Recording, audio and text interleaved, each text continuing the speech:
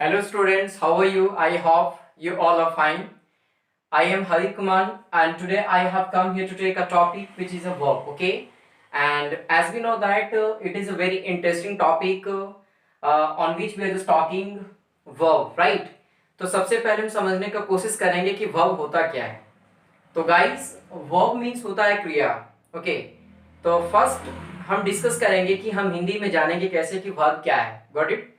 तो देखिए कि अगर किसी भी शब्द के अंत में ना अमेकर ना से अंत होता हो तो हम जानने का प्रयास करेंगे कि वह वर्ब होगा. ओके, जस्ट लाइक जाना. ओके, तो जाना, जाते हैं ना, तो जाना हम काम कर रहे हैं. ओके, सुनना, कान से सुनने का काम करते हैं. नोज, नोज से श्वसन क्रिया करते हैं. सूंघना, ओके, मुंह से बोलना, बोलना, हाथ से लिखना. Got it? तो हमने 5 शब्द बोला. I have spoken 5 words and we have realised, okay, हमने महसूस भी किया कि 5 शब्द के अंत में ना अमेकर ना से अंत होता है. तो अगर कोई भी शब्द हो, अगर वह शब्द ना अमेकर ना से अंत होता है तो हम जानने का प्रयास करेंगे कि वह वर्ब होगा, वह क्रिया होगा. But that will be main verb, not will be your helping verb. Okay students, so take care. अब हम जानने का प्रयास करेंगे कि इंग्लिश में ऐसे कैसे डिफाइन करें. How to define in English. Okay, तो सी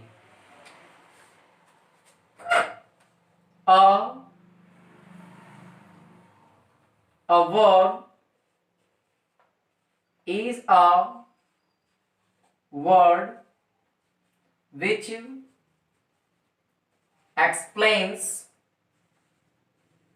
about an action, relation or a state of being.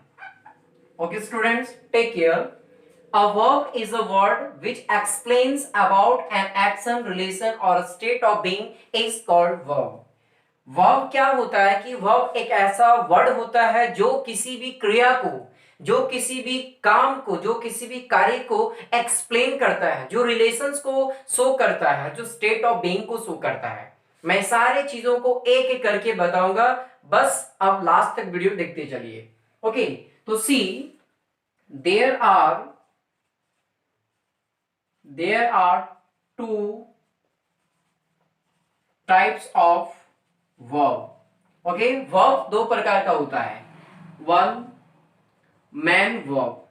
Okay, main verb का एक दूसरा नाम होता है principal verb. Principal verb. And the next one that is a auxiliary verb. Okay, इसका भी एक और नाम होता है हेल्पिंग वर्ब. Got it? तो हमने ये देखा. अब हम जानने का प्रयास करेंगे कि जो वर्ब का दो टाइप्स होता है, main verb, auxiliary verb. Main verb is the other name of principal verb and auxiliary verb also has another verb that is the name helping verb. Okay, तो हमने देखा कि इसका भी डबल नेम है, इसका भी डबल नेम है. अब हम जानने का प्रयास करेंगे कि जो वर्ब होता है वो वर्ब का कितना स्टेज होता है. तो as we all know that there are 5 forms of verb. Verb का जो 5 फॉर्म्स होता है वह कौन कौन होता है, हम वो जानने का प्रयास करते हैं. Forms of verb. Okay, now see, this is V1, V2, V3, V4 and this is a V5, right students? तो V1, V2, V3, V4, V5. V1 क्या होता है? जनरली V1 होता है प्लूरल में. एक बात आपको ध्यान में रखना है कि one thing you have to take care always that whatever the V1 will come to you, you will understand that will be the plural. Okay, not that will be singular. वह सिंगुलर कभी भी नहीं होता, लेकिन हम उनको singular बनाते हैं. वो कैसे भी होता है मैं आपको बताने का प्रयास करूंगा. V1 हमेशा प्लूरल में होता है और जो V5 होता है जिसमें हम S और AS लगा करके हम बनाते हैं उसको हमेशा सिंगुलर फॉर्म में ही रखा जाता है. It is kept always in the form of the singular and it will be in the form of plural. Okay, now we see V4, right? तो V4 में हम लोग क्या करते हैं, ING का इस्तेमाल करते हैं। ING जब इसको जोड़ देते हैं तो हम उसको बोलते हैं linking verb. Okay, linking verb बोलते हैं, लिंकिंग वर्ब बोलते हैं। जस्ट लाइक हमने लिखा गो, V2 went, V3 gone, V4 going, okay, and V5 goes, right? Go, went, gone, going, goes. हमने देखा कि there are 5 forms of verb, V1, V2, V3, V4, V5. I told you guys that V1 will be in the form of plural and V5 will be in the form of singular. When we add, when we use to make singular number, then we just have to apply s or es with the verb, right? Okay, so go, went, gone, going, goes, right? So see, one more thing we have to take here. Just like suppose this is a verb, right? And verb has also two ways we can say. One is regular, right? And second is irregular. एक होता है regular verb, एक होता है irregular verb. ये आपका forms of verb का ही एक हम टाइप में कर दिए रेगुलर वर्ब, एक कर दिए इरेगुलर वर्ब। रेगुलर क्या होता है, जो प्रत्येक दिन चलता है। जस्ट लाइक हम इसको इस रूप से कह सकते हैं, कहीं भी फ्लैक्चुएट नहीं कर रही है। बट इरेगुलर वर्ब क्या होती है, इस प्रकार से फ्लैक्चुएट करेगी, right, without fluctuate. Okay, and this is a fluctuate, तो इसमें फ्लैक्चुएट करेगा तो वो इरेगुलर वर्ब होगा। जिसमें कहीं भी फ्लैक्चुएट नहीं होगा तो उसको रेगुलर वर्ब कहेंगे। यानी कि जब सेम सिलेबल से चलेंगे, just like cut cut cut, right, cut cut cut, right, okay. But अगर मैं बोलता हूं गो वेंट गॉन, मैंने बोला गो वेंट गॉन, राइट, तो हमने क्या देखा कि गो फिर वेंट फिर गॉन, तो हम यहाँ पे फ्लैक्चुएट कर रहे हैं। But cut cut cut, okay, cut cut cut, यहाँ पे हमने किसी भी प्रकार का देखा नहीं कि उसमें फ्लैक्चुएटिंग हो रही है। इसमें विदाउट फ्लैक्चुएटिंग होगी तो उसको हम बोलेंगे regular verb, just like cut cut and cut, right. But here go went gone, ये क्या है, विदाउट फ्लैक्चुएट, और ये क्या है, ये आपका है फ्लैक्चुएट। ओके, तो जब फ्लैक्चुएट होगी तो आपका इरेगुलर वर्ब होगा, और जब फ्लैक्चुएट नहीं होगी तो वो होगा regular verb. Okay, just like हम लोग जब बोलते हैं, जब हमारी ध्वनि जाती है, ओके, तो फ्लैक्चुएट करके जाती है, विदाउट फ्लैक्चुएटिंग में जाती है, वो हमें टेक केयर करना है। Got it. तो हमने देखा कि जो फॉर्म्स ऑफ वर्ब का जो होता है वो एक रेगुलर वर्ब में होता है, एक इरेगुलर में होता है। तो हम समझने का प्रयास करेंगे कि जिसमें V2 V3 चेंज हो रही है, ठीक है, उसको हम बताएंगे इरेगुलर वर्ब में। जिसमें एक लेवल में चलेगी, एक सिलेबल में जाएगी, उसको हम बोलेंगे रेगुलर वर्ब, राइट। अब हम देखेंगे कि जो मेन वर्ब होता है वो कितने टाइप्स का होता है, मेन वर्ब होता क्या है और मेन वर्ब कितने टाइप्स का होता है, हम ये जानने का प्रयास करेंगे। इसके लिए हमें इन सारे चीजों को डिलीट करना होगा, तो आप इसे स्क्रीनशॉट ले सकते हैं या फिर आप इसे नोट भी कर सकते हैं students. Okay students, so now we will see in the next part of main verb and the principal verb. Okay, not main verb, principal verb. Okay, main verb is the other name of principal verb. Auxiliary verb we will see also in the next video. Okay students, so take care, and I think you will enjoy too much with this video, and I hope you will get it in proper way, because I have given all the explanations regarding this chapter, that is a verb. In the next part of the video I will try to resolve your problem, that will be your main verb and your auxiliary verb. So take care.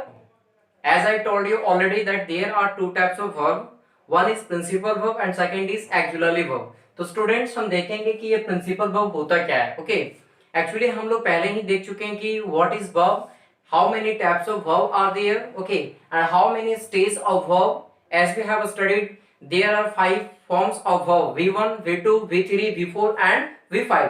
तो हम यहाँ पे देखेंगे कि principal verb होता क्या है। Principal verb को ही मेन वर्ब कहते हैं। मेन वर्ब का मतलब जिसमें एक्शन होता है, मैंने बताया था action, relation and state of being. Okay, मैं इसके बारे में भी चर्चा करूंगा। Principal verb, a verb having meaning of its own is called principal verb. Okay आप इसे मैन वर्ब भी कह सकते हैं। A verb having meaning of its own is called principal verb.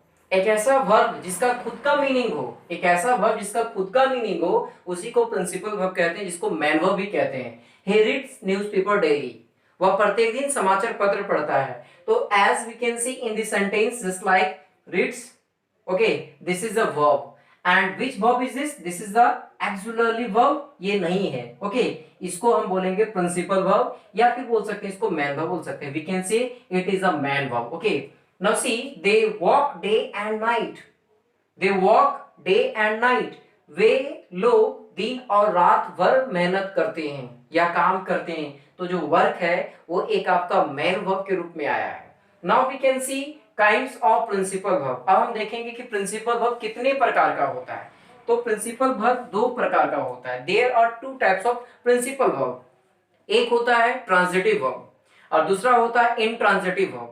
अब ट्रांजिटिव वर्ब क्या होता है और इनट्रांजिटिव वर्ब क्या होता है मैं वो भी देख लेता हूं। ओके तो ट्रांजिटिव वर्ब देखिए, a verb used, a verb used with an object is called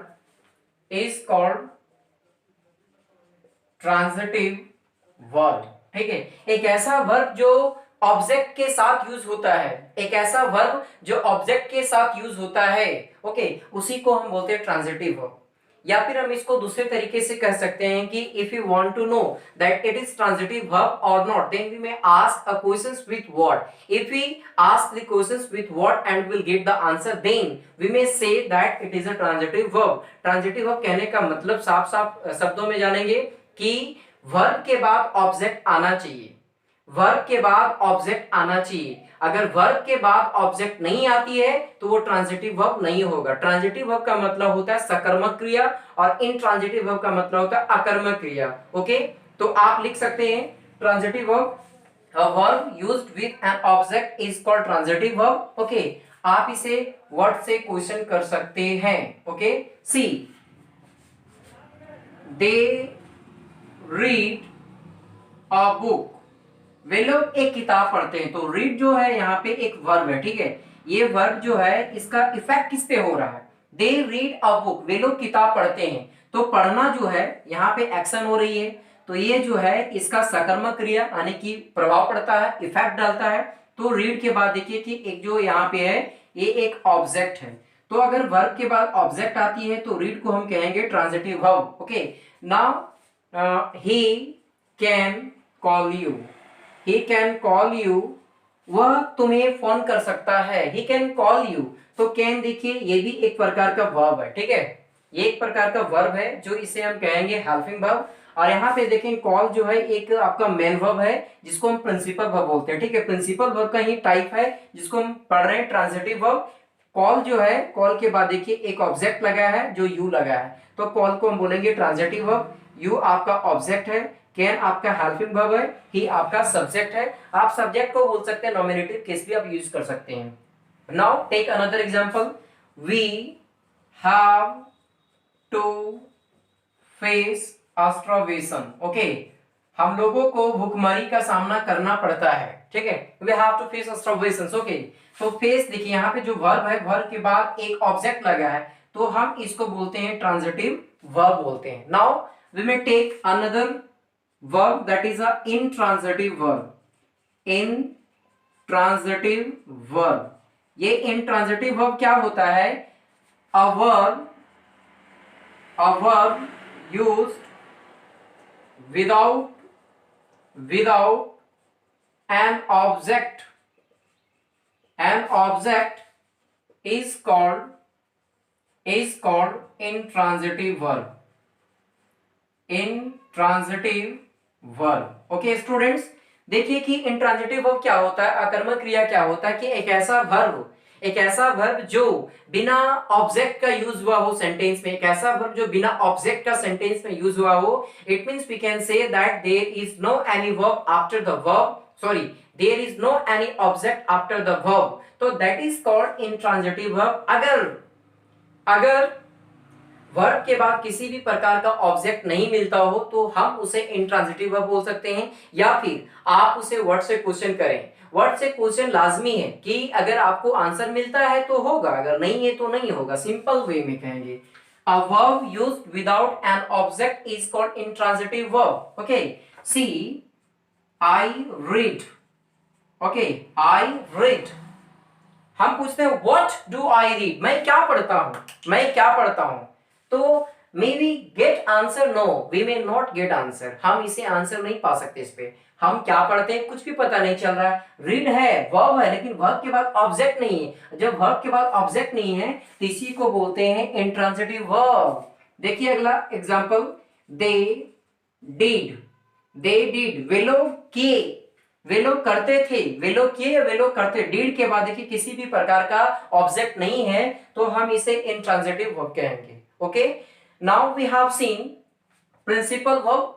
principal verb क्या होता है, हमने उसका टाइप्स देखा, ट्रांजिटिव वर्ब देखा और इंट्रांजिटिव वर्ब देखा। हम इसमें क्या देखेंगे, ट्रांजिटिव वर्ब को जानने के लिए वर्ड से क्वेश्चंस करेंगे, और इंट्रांजिटिव वर्ब करेंगे तो हम वर्ड से क्वेश्चन करेंगे, आंसर मिलता है तो इंट्रांजिटिव, नहीं मिलता है तो वो आंसर मिलता है तो ट्रांजिटिव, नहीं मिलता है तो इंट्रांजिटिव वर्ब होगा। Now we may go for the next and we may go for next one, that is auxiliary verb. That is a auxiliary verb. Auxiliary verb होता क्या है, सबसे पहले हम समझने का प्रयास करेंगे कि एक्सुलरली वर्ब का हिंदी होता है सहायक क्रिया, जिसका एक और नाम होता है हेल्पिंग वर्ब। ओके, तो हेल्पिंग वर्ब एक बहुत ही इंपॉर्टेंट टॉपिक है। If you don't know about helping verb, definitely we may get so many mistakes in sentences and languages. So it is very important to just learn what is helping verb and where can we use the helping verb and how to use this helping verb, because so many students are here that they are getting always mistake in the language during the speaking, writing and so many other things. Okay, so see, in the auxiliary verb it means helping verb. Okay,